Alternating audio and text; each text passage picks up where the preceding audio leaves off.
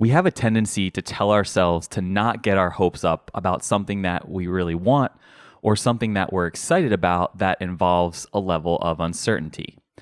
And we tend to tamp down our excitement through the words we use by adding qualifying statements. Something like, this would be perfect for me, but it's a long shot.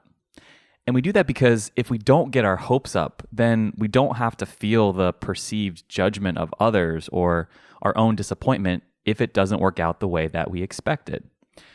But in this episode, we'll talk about why you absolutely must get your hopes up, even when there's uncertainty, and how you can simultaneously get your hopes up and hold space for how you might feel if things don't turn out the way you want.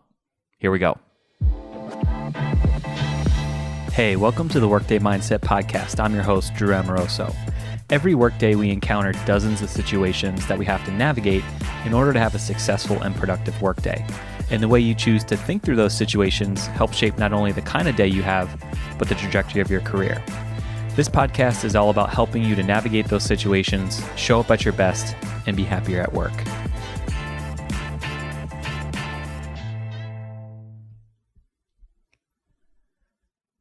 The idea of getting our hopes up is interesting because when we talk about things that we want or something that we're excited about that has a component of uncertainty to it, we often feel the need to qualify our expectations. So we have a natural tendency to tamp down our emotions around it or think to ourselves, I really want this, but I don't want to get too excited about it because I'm not sure if it will actually work out. And the way that we try to put ourselves in check, particularly around other people, is through the words that we use. And what we do is we add these qualifying statements when we talk about things that we're excited about so that we don't have to deal with what happens if they don't work out. In other words, we essentially apply a filter to a thought that we're having about ourselves, a belief or an experience that we're expressing through our words. So for example, how often do you say things or hear other people saying things like, I just started X and I love it, but I'm not that good at it yet. Or I want X to happen, but I'm not sure if it'll work out. Or this would be perfect for me, but it's a long shot. And it's so interesting that we do this because what we end up doing is tacking these kinds of qualifying statements onto our visions and our desires and excitement that we experience. And it might seem subtle, but this idea of needing to add this qualifying statement is actually a very powerful and potentially very limiting habit that we have. It's particularly true when it comes to the words that we use, because words are one of the primary ways that we express our intentions, right? They're an outward manifestation of who we are internally and who we're becoming and who we are energetically. And they represent our desires and our beliefs and our state of mind. And I think if we look closely at why we tend to add these qualifying statements, we do it for at least two reasons. So first, it helps us set other people's expectations so that later we don't have to feel the perceived judgment or disappointment of others if the thing that we wanted doesn't materialize or come to fruition, or if it doesn't turn out the way that we hoped it would, or if we don't meet someone else's expectations. And I have a good example of this for you, one that's pretty close to me right now. A few months ago, I started to learn how to DJ. So I'm a huge fan of house music and deep house music, and a very good friend of mine named Mike bought a mixing table and he started to learn how to DJ. And one night he showed me how to do it, and I was absolutely shaken by how amazing and fun it was to do this. So we just sat there for hours playing music, learning how to mix it, and just having the most fun string of nights that I've had in years.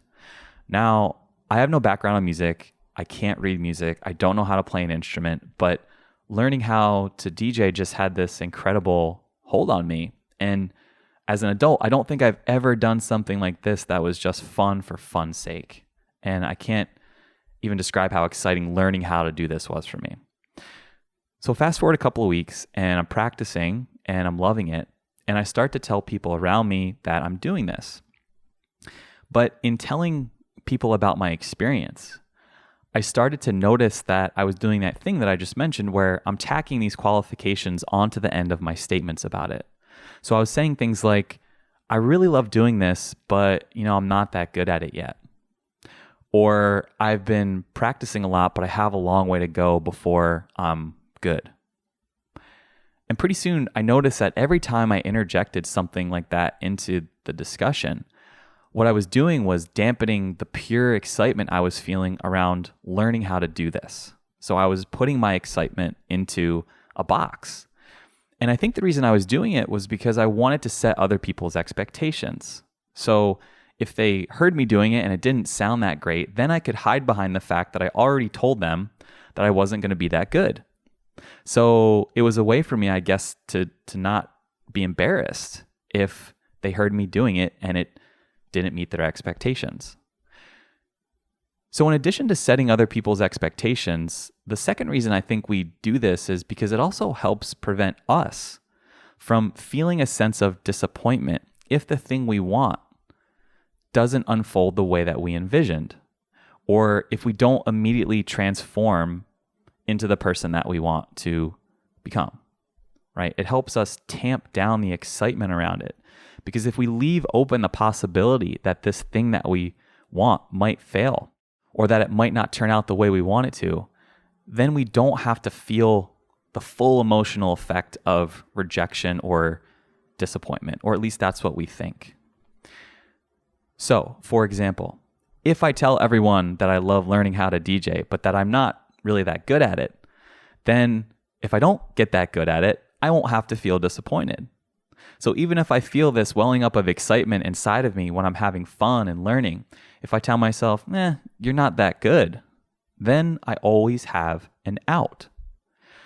So what we end up doing is changing the language we use to shade and dampen and round the corners off of our excitement and our true intentions.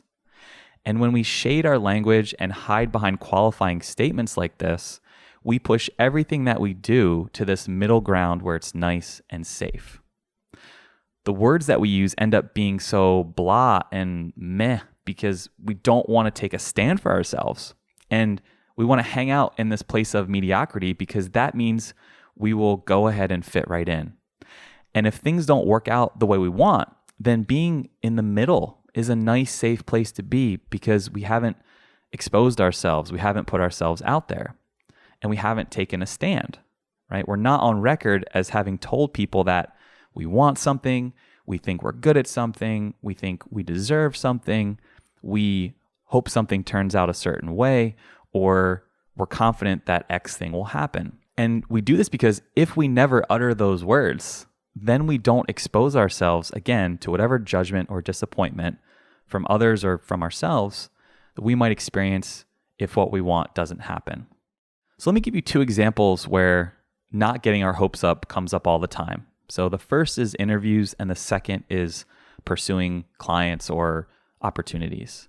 So how many times have you heard someone say, I really want this job, but I don't want to get too excited about it? Or I'm talking to this big client, but I don't know if they're going to sign with us or hire me. I've heard that phrase hundreds of times. And every time I hear someone say that, I can't resist the opportunity to try to gently urge that person to take a different approach. And here's why I think that approach doesn't work. Every time you say something like, I want this job, but I don't want to get too excited about it, or I love DJing, but I'm not that good at it yet, what you do is you slowly reinforce what is ultimately a limiting belief, right? You take yourself, you lower yourself to a lower energetic level. And if you reinforce that belief enough times over and over in your head, you lock yourself into a story. And the story is that you're actually not that good enough, or that, you don't deserve the job, or that you don't deserve the client. And we tell ourselves that if we do get our hopes up, it's going to be really painful to have to deal with not getting these opportunities. And then you end up remaining stuck there. So instead of enjoying the process of learning how to DJ or of getting excited about the possibility of getting the job that you want or reeling in a big client, you tamp it down so that you don't get hurt. And when that happens, you rob yourself of the excitement of that moment, right? You tamp down your fire and your enthusiasm, And that belief that you established clogs the flow. So I want to leave you with 3 things to think about on this. So first, you should always get your hopes up, period. When people tell me they're interviewing or that a client opportunity is hanging in the balance, I tell them to get their hopes up. When you get your hopes up, you have a better chance of positively influencing the outcome that you want. If you dampen yourself through qualifying statements or speaking limiting words, you won't show up at your best. So if I'm excited about an interview and I keep telling myself to not get my hopes up, guess who I'm going to show up as at that interview? I'm going to show up as an exceptionally well qualified candidate who doesn't have their hopes up and doesn't believe that they'll get the job. That's who I'll show up as. And guess what? The person on the other side of that interview will know it. They'll see it. So you have to step into that feeling of getting your hopes up. You have to sit in it. You have to let whatever intention you have be the driver for how you approach that situation. You are the best version of yourself when you're sitting inside of that excitement, right? When you're feeling it and when you're envisioning the outcome that you want. That's how you get a job. That's how you reel in a client, is by showing up at an energetic level that indicates that you want it. And by showing up in a place where you feel like you already have it. So first, I want you to always get your hopes up.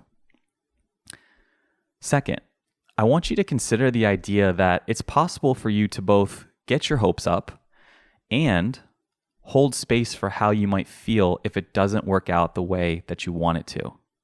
So in other words, this concept is not binary, right? It's not an either or.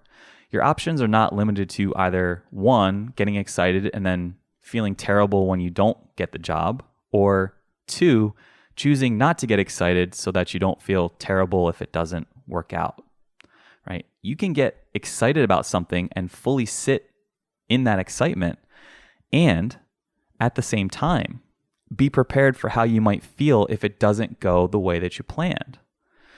So you have the ability to hold space for both of those outcomes if you're intentional about it.